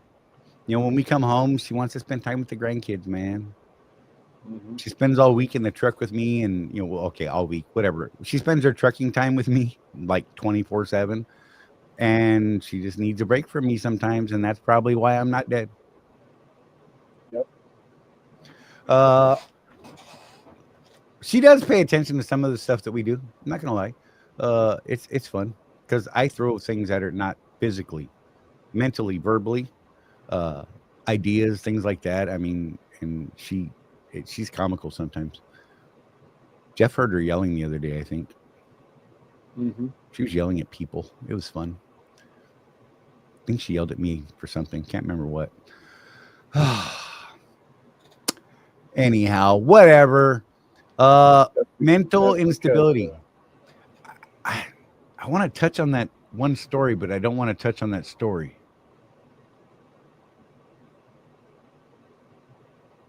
It's a conundrum. I'm not gonna. I think I shouldn't. Look, take care of yourselves, people. Let me say this. Take care of yourself. Recognize what's happening in your mental state, right? Don't be afraid to ask for help. Asking for help is strength, not weakness. And I feel it's very important. Yes. Don't let the blues drive you into horrible decisions you can't take back. Yep. Career decisions. Just not sure how to say it without just saying what I said. You know what I mean? Take care of yourself. Yeah. Maybe you can help me out here, Jeff, or change the subject or something because my brain just locked. Hey, yeah, Mike. I mean that's something that's really touchy in our industry because the mental health thing. You go and you ask for help. Well, now you get tagged because there's that mental health line in the FMCSA. So what's a guy to do? You know, that's one of the things that these communities are really good at, is helping guys through something without necessarily throwing up a red flag and ending a career, right? You know, um, Charlie always ends the show with saying nobody's out here looking out for us but us. That's 100% true. The carriers, it's like with the cameras, Charlie. The coaching, not coaching. If you're an owner operator at Swift, Right. they can't coach you because you don't work for them. But if they see something that they consider to be unsafe behavior, they can't unsee it. Right? Yeah. That's just the reality of it. And it's not, look, Watch out for yourself. it's not a guaranteed thing. As far as the bad sides of the DOT and mental health and admitting certain things and things like that, okay? It is going to be looked at on an individual basis, on a case-by-case thing. And you're going to have to, work with a mental health professional. And who's going to work in conjunction with your DOT physical people. Right. Don't let that be what keeps you from getting help. Almost every company out there, by the way, Charlie, does have a hotline. Right. If you're having problems with things like depression, I would say utilize it. Right. And when all else fails, dial 988, y'all. Yep. Look, even if you're not thinking of removing yourself from the planet, because that word is weird on the YouTubes and socials, like it does weird things in the algorithm, so we try not to say that specific word.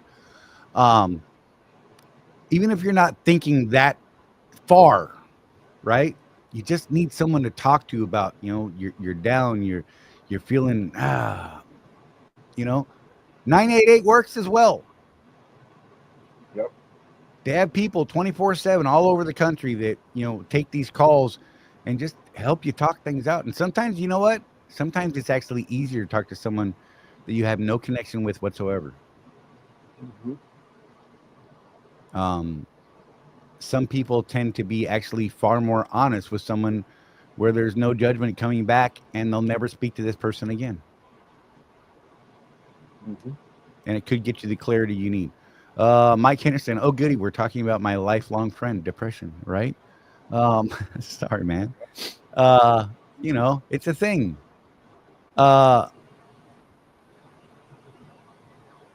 Sorry. Conservative Twins notification popped up on my window. That was great. I love those guys. I'm going to get in trouble for saying that, I'm sure. Someone's going to be pissed off about that. Whatever. Hey, we could talk religion and politics now, Jeff, while we're at it. No, never mind. Your religion's dumb. Mine is better. Here we go. You ready? I'm going to offend everybody. Do it. Mega. Oh, my God. No kings. Yes. No kings. Well played, sir. We got both sides. We're good. Exactly.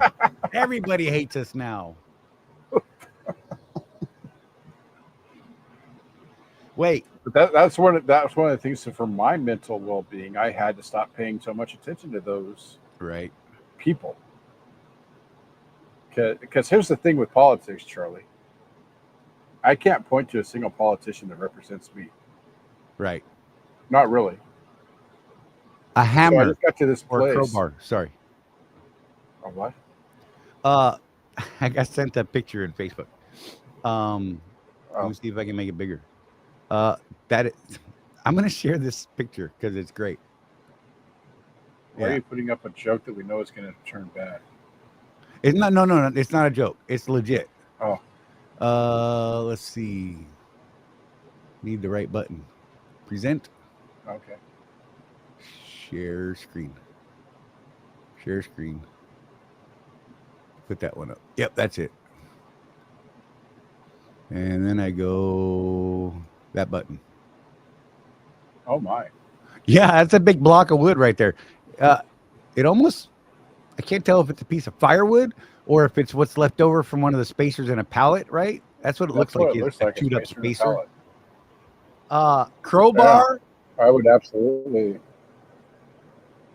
hammer. big hammer, or if you really can't pry it out of there, you could, if you have a way to reinflate it, let the air out of one of those tires, the outside tire, of course. Strap. Yeah, but only if you can reinflate the tire.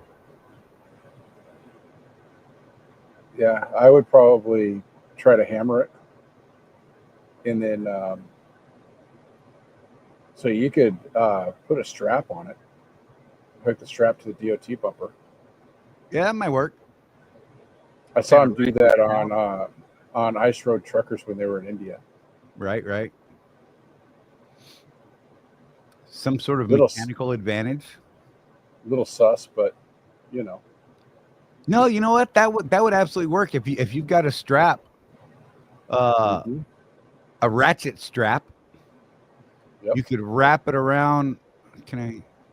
My cursor doesn't show. I was going to say you could wrap it around the block, tie it off to the DOT bumper, and just. I think it'd come right out. Yep. Did hammer, then use tire hammer. Yeah. You know what? I bet if you do you have a way to reinflate your tire? Do you have one of those air hoses? Or are you at a truck stop where you could get air? If you do, I would start letting air out of it. And it'll actually loosen up. Yep. It will absolutely loosen up, but you're going to have to refill that tire before you shred it. I mean, don't drive anywhere really on it without the air, especially under 80 pounds, just saying. But taking, maybe even half the air out of it would loosen enough, give you enough flex that I bet you could get it out. Stop it.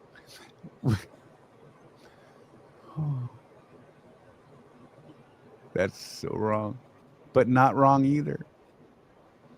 Full Send's a little mad at Swift right now. I know. That's okay. Yeah. I mean, it depends on what you have available to you, bro. Just saying. If you're somewhere where you can get air, I would start letting air out of that thing. Yeah. If brute force isn't working, or mechanical advantage, if you have a strap, find something you can tie it off on and ratchet it out. I used a strap one time to bend the mud flap hanger back at a place. Thank goodness they hadn't gone very far with it. I was picking up a preloaded trailer. Right. But the iron was bent in far enough to where the mud flap was touching the tire. Yeah. And I kind of used a combination of a piece of pallet to get the leverage and a strap to bend that sucker back so it wasn't touching anything. Right. It took me about 20, 30 minutes. And it was in the middle of summertime and I was really not happy. Right. By the time I was done. But it's better than calling on road and waiting 4 hours for someone to come out and fix something like that. Like, seriously.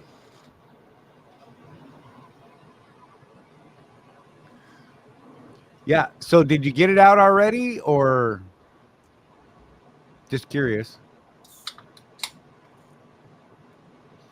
If not, let us know the outcome of how you got it at some point, because I think I can absolutely see this being a not uncommon thing.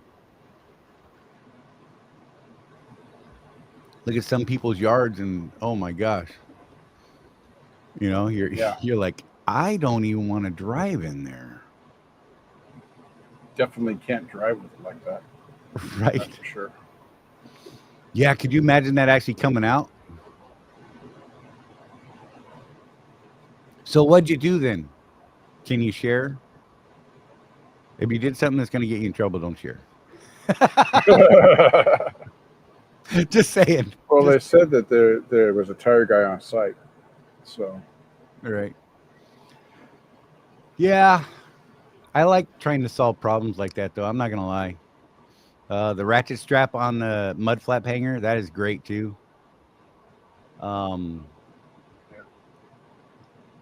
Yeah, sometimes that don't even work though.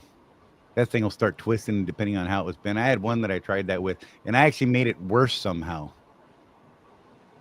Oh, really? Yeah, I was trying to pull it out, and somehow it twisted and did something weird, springy, and went the other direction. And I was like, wait, that makes no sense at all. That was not physics working for me at all. That was Right. like time warp things happening. I don't know. Yeah. Let's do the time warp again. Woo! Oh man. What are you doing, Jeff? I guess I could take that down now. Thanks for the picture though, man. That was That's Throwback one of those Tuesday, fun man. things to sort out. Throwback Tuesday. Right. Oh my gosh. On the morning zoo.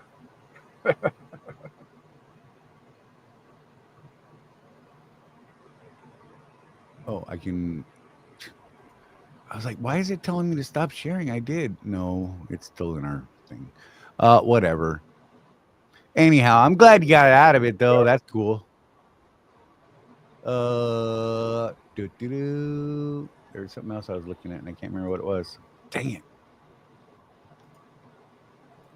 I want this close. I don't know.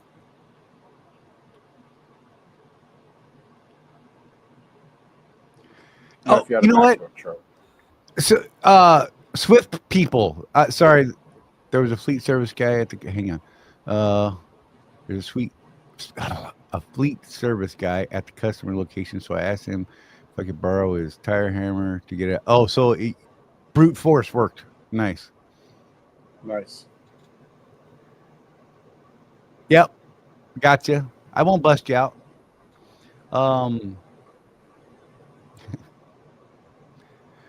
Oh man. So What's that name? You were saying Swift guys. Swift guys. There's this big thing going around about Geotab and the Zonar system. Look, I am the contractor. This guy, first contractor to have a Geotab put in the truck. To the best of my knowledge, that's what I was told. Definitely the first team to have Geotab put in a truck. I don't know why you guys are having the problems that you say you're having. Other than I had a theory, would need more input from more people. One of the problems that I did notice with that is when you use the Geotab app on your phone and have Geotab running on your tablet at the same time, they can actually transmit to separate towers if there's multiple towers nearby. And because of that, it may show you in two different locations. And that will absolutely cause conflicts. And I believe, I'm not positive, I'm pretty positive, but I believe that having Geotab actively running on your phone and on your tablet at the same time is dual logging. And that's an absolute don't do that thing. Right. I took Geotab off my phone. It threw me out of the truck at an Alabama rest area one night because I had Geotab on my phone running in the background. And Rosie was starting her shift and drove to Birmingham. And it said I was still back at the Georgia line in that first Alabama rest area. Because for whatever reason, my phone got stuck there on that tower as far as location and stuff went. So I was like, yeah, okay, I know how to fix that. Don't use that crap on my phone. Right. You know, I've had a couple people say, well, I use it, you know, in that emergency. I set the brakes, jumped out of the truck because I didn't want to poop myself and forgot to put myself off duty or something like that. And they'll log in and hit off duty and, you know, update it that way. I just, whatever, man. I'll just go back and edit the log if I have to. It's just not that difficult. It's just not. And if you lose 5 minutes of drive time because it takes like 5 minutes for it to actually sit there and go, hey, we notice you're not moving. We're gonna put you on duty now. Uh, Whatever, man. I'm sorry if it's like everyday thing and you're losing 2 hours because of it. Well, maybe you have a problem and you should fix that problem.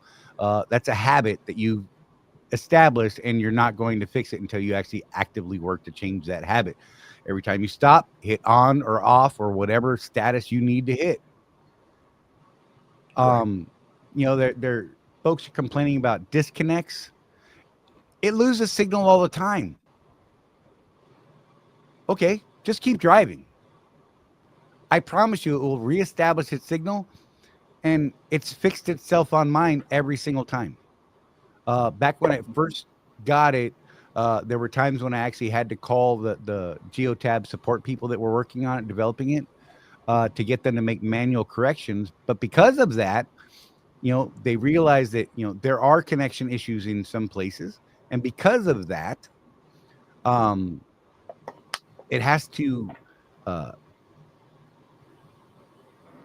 intuit. No, it has to use reasoning that it's getting from your ECM saying, oh, he was here and now all of a sudden he appeared here. But the ECM says he was driving the whole time with no brakes.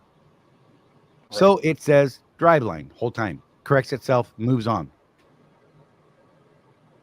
There are every now and then a connection between the ECM and the Geotab itself will go wonky sometimes.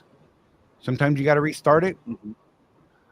Most times it just takes a little while and it goes, oh, our bad. It just had some weird interference or something. And once again, it fixes itself. On the next time you take a break or take a stop or something like that, reboot it. Reboot your tablet every other day or something. I don't know. When's the last time you rebooted it? I know a lot of people that have never rebooted at all, and they're like, I don't know, it's running like crap. It's like any other computer. It needs to be restarted every now and then to clear the cache and things like that. Yeah, I actually asked someone about that when I first got the Zonar period. And I don't know if you know this, but in a former life, Alexia was an IT person.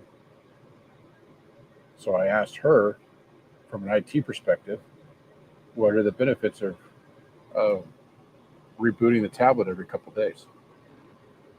She said you should absolutely be doing that. Let it reconnect, let it do all of its stuff that it needs to do in a reboot, and that should keep your system cleaner and less problems.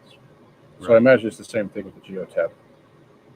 Yeah, they need to be reset. I mean, dude, my phone went nuts the other day, and I realized I had not turned my phone off in 3 weeks. Yeah.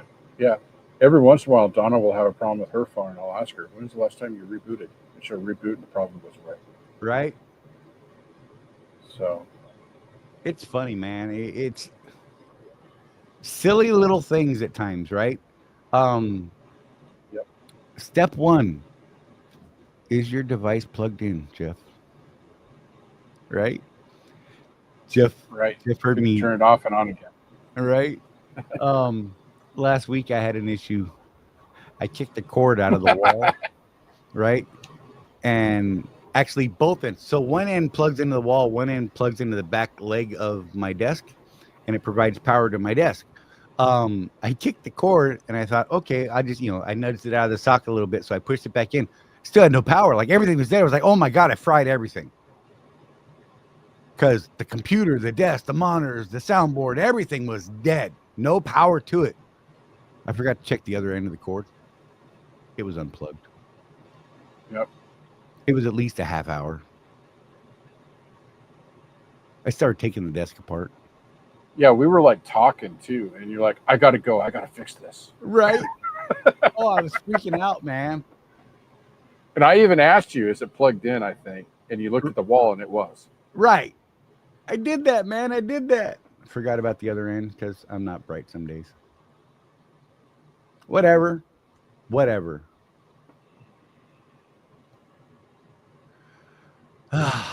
you going to do? You know what I mean?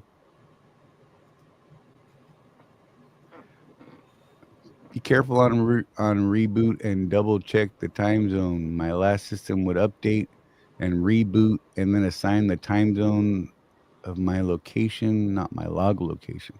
Huh. Was that when you were with V3 or with Panther?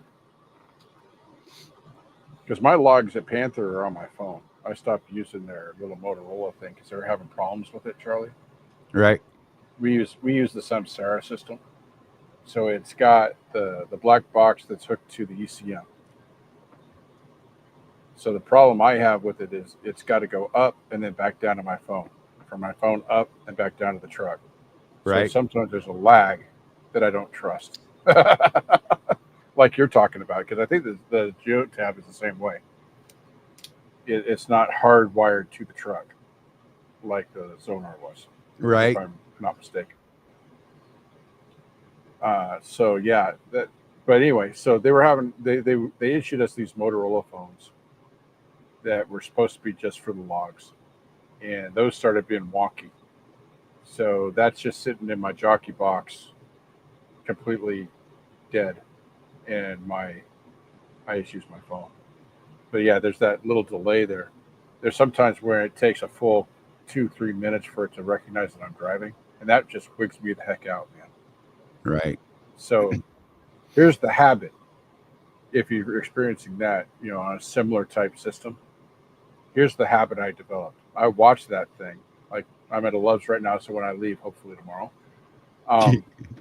if it doesn't go to the drive line by the time I get to the stop sign, I'm manually putting that in drive. Right. Just in case. Now, a lot of times it'll say, you could tell because instead of 2 minutes, all of a sudden it says 5. So it updated itself. But I don't trust it, man. That's something that could cost you your job if your ELD's not working. Right. So another interesting thing, speaking about not getting put on the proper status, right, on the drive line, that's been one of the complaints I've heard people say. And I question whether they actually understand what's really happening. Because typically the display you see on your screen is actually being put there by what they call the Point app. And Geotab is the actual hours of service logging stuff.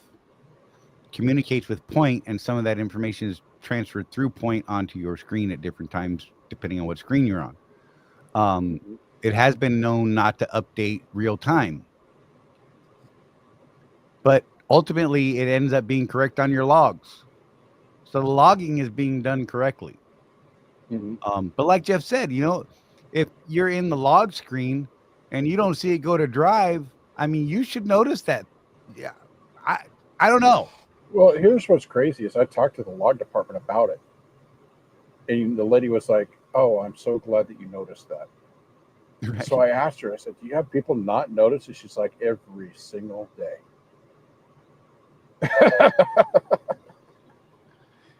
So I don't know what your system's like, Jeff.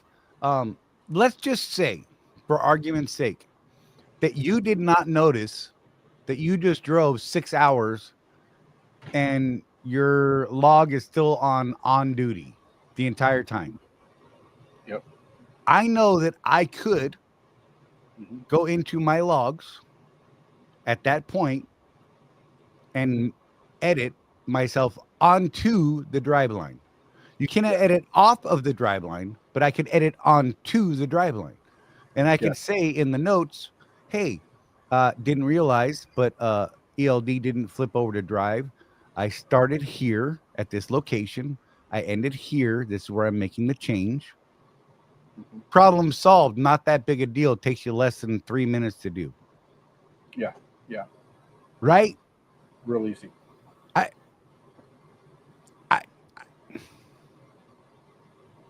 I think some people just want to be mad. Well, we've seen it before. Every time there's a change. We went from the monochrome style Qualcomm to the full color Qualcomm. People flipped a fit. We went from that to Zonar. People had a fit. And now they're having a fit now that you guys are going Geotab. Right. They just don't like the change. I think I just never seen people go at such lengths And I will point out also, Charlie, that the number one argument that we see in our private Swift group, it's costing owners money because now I have to stop the truck to read my messages. Well, I got news for you folks. I'm making you big just for this told one. on yourself you're doing something illegal. You just made yourself paying a big target on yourself because you just admitted to doing something that you're not supposed to do. You are not supposed to be manipulating anything electronic in your truck while it's in motion. That's a $2,700 ticket. And at Swift, you're done today. Right. Go to the nearest terminal, turn your truck in. Good luck getting home. Yeah. So that's not a good argument. You're supposed to be stopping the truck to read your messages anyway. Now, I'm no idiot. I know what people do. But I just think it's crazy to admit that in a public forum. Right. You know, it's like people that have second jobs outside of trucking and they mention it like in a Swift drivers group. I just got a new hot shot and I'm driving that on my days off. Oh, are you logging that? Well, what do you mean? Yeah, you better log that. And then they delete their comment because they realize that they said that in a public forum. Unfriend you from Facebook. But know the regulations, folks, and then like them or not doesn't matter. Right. I don't like a lot of the regulations, but I abide by them. Why? Because it's my career. If I don't learn to work with them. Don't do something that's going to learn to work with the systems in place. Learn to work within the rules, whether you like them or not. Because the consequences are you could lose your contract. Then what are you going to do? Just not worth it to me, Charlie. Right? It really is baffling to me. I just don't understand. I'm gonna do something just for fun that has nothing to do with the show at all. I just want to bother somebody. Okay. Because it's hilarious. Is it me? Nope. I'm gonna put her face on our show. Tasha, I love you. Tasha, I'm calling you out. I love you. Okay, I'm done. I'm gonna have to tell her about that. She's awesome. She works at the Target DC. She is. Oh my gosh. If any of you who have never been to Target run into this woman, do not give her attitude. Oh. Don't do it. It won't go well for you, huh? No. No, if there's anybody in the world who will come through a window, I'm fairly certain it's her. And I love her for it. Just saying. Oh, man. She's great. Love that woman. Rosie and I just, like, seriously, we just love the hell out of that woman. It is great. It's not just me, okay? It's not like a weird thing. Gosh. That's a good picture of her, too. That was great. Sorry for that. You guys are welcome. Anyhow. There's a lot. Wait, Mike was talking. My bad. There's a lot of drivers that don't know how to edit. I argued with a guy that it wasn't cheating. I had him call logs, and he argued with them. That's great.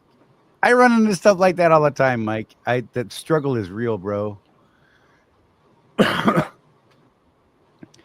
You just can't. You can't edit off of the drive line. Right. You can edit anything else.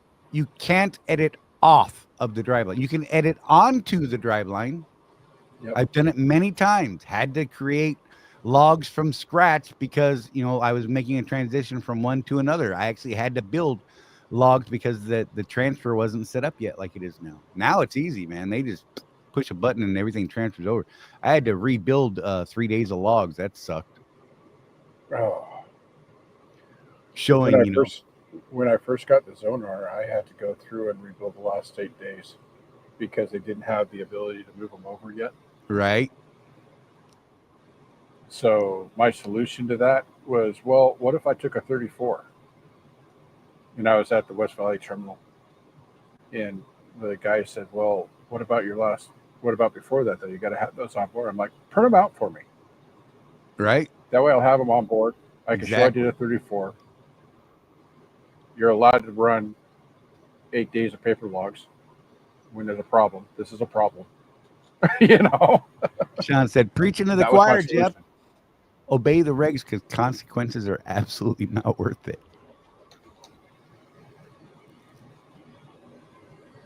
I knew it was coming. Just for clarity, I'm not required to wear mine when driving. Just saying. I am. And for good reason. I'm just barely fuzzy without my glasses on the far. Right. Like the reason I do the show without my glasses on is because when something's this close to me, it actually gives me a headache to have my glasses on. Right. So, See, and I'm the opposite. Close is bad for. I can't see close. I can see 10 miles down the road and read that speed limit sign or the street sign. mm-hmm. But, you know, sometimes the dash is a little wonky. Yeah. So I keep them on my head like this most of the day, honestly. It's really, and it annoys the ever-loving poopy out of me. I start doing this crap. Yeah. I mean, I can wear them for distance, and they actually do help a little bit. I have a minor bit of degradation, we'll say, in my distance now that I'm, you know, getting old and crotchety, whatever. But I'm still way over the DOT minimums for distance vision. So yeah, I don't know. What else we got, Jeff? I mean, we're kind of at our time, so Yeah, we're right at the time. So see, Ida knows. Tasha really is great. Man, you got to get to know this lady. She is hilarious. But she is one of those people that if you don't take the time to get to know her, you will think horrible things about that woman.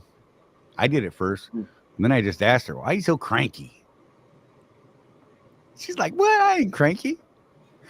And we've been talking ever since. Look, other than Rosie, you know, my longest best friend relationship, right, is my brother Patrick. I call him my brother Patrick. I was specifically told at a job back in the 90s, do not talk to Patrick. He will get you fired. He will never be your friend. Wow. He lives on the property with us here. Just saying. One of the best friends I've ever had in my life.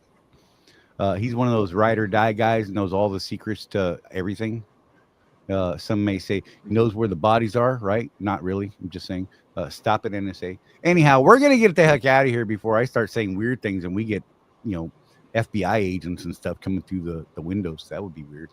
It might be neat, though. That'd be cool on... No, it would not be cool live. Stop. You crazy people, don't do it. That's not funny. People get hurt, especially around this house. Just saying. Save me, Jeff. I think we're done. Get us out of here, Jeff. Time to eat. Yeah. Hey, everybody, make sure you keep that rubber side down. And remember, with no action, there is no traction. Charlie, take us out. And like we said earlier, and we say at the end of every show, nobody's out here looking after us but us. So look after each other. Take care of each other. Don't let this mental health stuff get you down, guys. I mean, it's going to get you there, but talk. Find people to talk to. We're all here for you. If you're having a mental health crisis problem, dial 988. If you want to talk to me directly and you have my number and it's one of those times, I set something up with Craig. I told him if it's one of those types of things, text me 988 and I will call. As soon as I see it, I mean, I can't promise you I'm going to see it right away, but that'll let me know that this is super important. And you know what I mean? So that's the thing that Craig and I, because of some recent events with other people, decided we're going to do. Anyhow, on that note, I'm going to get the heck out of here. Sorry for the bring down, but I want to lift you up. So we'll be here next Tuesday, 6 p.m. Eastern time, like every week. And we'll see you then, y'all. Be safe.